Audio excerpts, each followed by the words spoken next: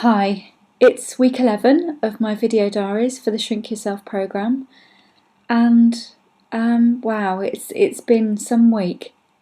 Up until about 48 hours ago, I really wouldn't have been able to sit here and say anything, I don't think, that was remotely useful or constructive for anybody watching. I had a real wobble and felt that all I wanted was just to eat and to not think. I was clearly in the grips of a sort of fear phobia and doing all sorts of catastrophe thinking, all things that we learn about on this fabulous programme. And so over the last 48 hours, I've done quite a bit of work on myself to get myself ready to make this video and to move on as well from such a feeling of being stuck at the cusp of enormous change, and feeling that all I wanted was for food and my fat to protect me from it. So obviously neither of those things help, and so I've just been trying to engage with my higher, more adult self and access the forum, done some more reading of the book, reread sections of my diary that I've been writing as I've been carrying through this programme. And it's all enormously rich with great sound ways of thinking and new ways of behaving. And I guess this is just a very typical response to the point at which I know that I'm engaging with enormous life changes. But boy, I thought I got a bit more courage than that. But hey, I'm here, and that's a good thing, because it's a very interesting process. It's very very challenging, because I do so want for this to be the last time that I go through a process where I'm losing weight, and I want to fully engage with every internal thought about why I should stay fat, what it does for me to be overweight, and challenge all of those ideas, and really fully engage as a mature adult, rather than a sort of wounded child. And that's something I've been thinking about, really, that the fat that I carry around with me represents the wounds of the past, and how they've been eaten rather than expressed, or to some extent for me.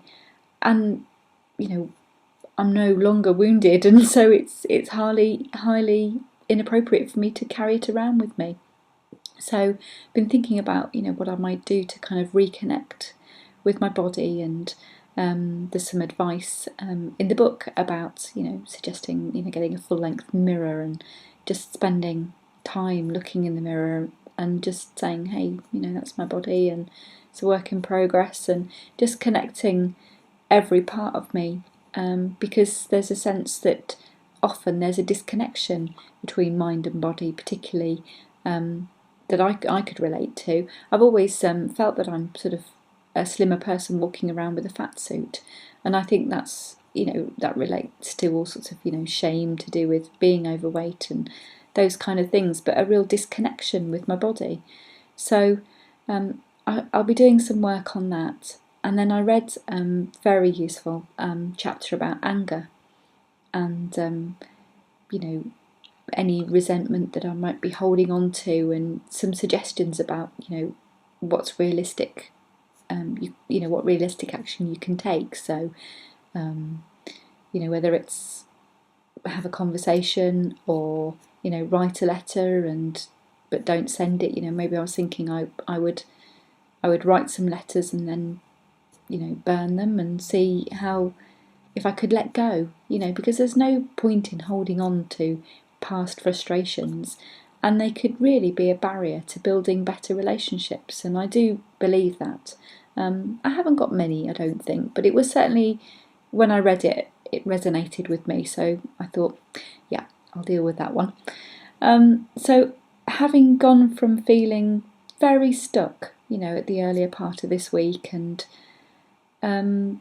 almost not blinded, but really feeling that I didn't have the awareness or the energy or something to really get to the bottom of this process and to finish it in a positive way. I now feel quite differently. I'm relieved to say that I've done some big thinking, some proper grown-up stuff, and it's really, it feels good. It feels good because I don't feel in anywhere near as much conflict, and really that's where I began. It all began with the huge conflict in my relationship with food, and I certainly don't want to end or return to that point. So I have a choice. I stay stuck and seek oblivion in emotional overeating, or I choose to believe that there is I have all the tools and resources to help me cope with life differently and not use food as a buffer for difficult emotions. Wow. It's a good outcome, I think, so far, and yeah, I look forward to what next week brings.